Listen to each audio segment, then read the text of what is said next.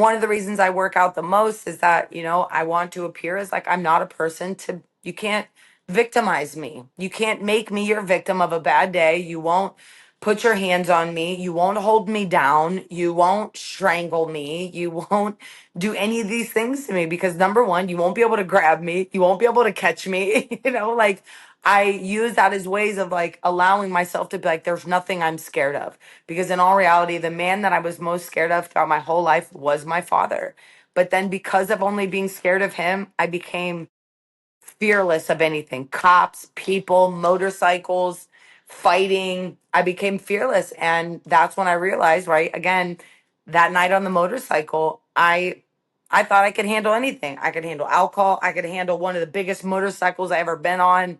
And in all reality, I couldn't, but to go back to that, I came in with that attitude. So there was nothing that was going to stop me, and everybody was like, oh, the pretty girls always have it made in life. And somebody said that to me the first month I was on the mats. And I was like, dude, I have been like almost raped. I've been abused multiple times throughout my life. My dad was charged with a child endangerment felony against me. I was hit by a drunk driver, right? I've seen my mom once in the last 20 years, like, oh, pretty girls have it made. Oh, what pretty girls? Or wait a minute, I just don't tell you the things I go through because people like you will judge me, or people like you will just say, oh, it's okay. You're a pretty girl. Oh, you've got it made. You'll be all right. That I spent so many years suppressing that now I live more authentically in that. Like, yeah, I did. I went through these things. So yeah, if I'm a pretty girl that went through some shit, like, then if I can teach anybody how to go through it, I will. But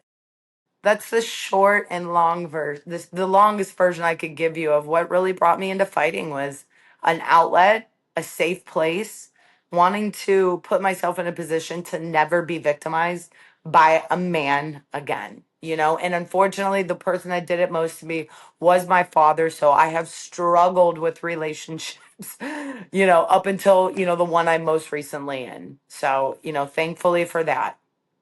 Okay, And we're both so sober, so that works. That's why. so you reached the pinnacle. You reached the top of your sport and retired from it.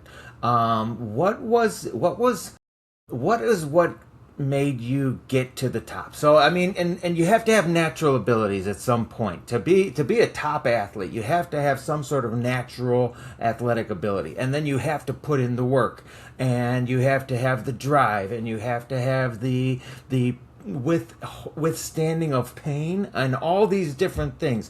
What was your big attribute that allowed you to get to the pinnacle?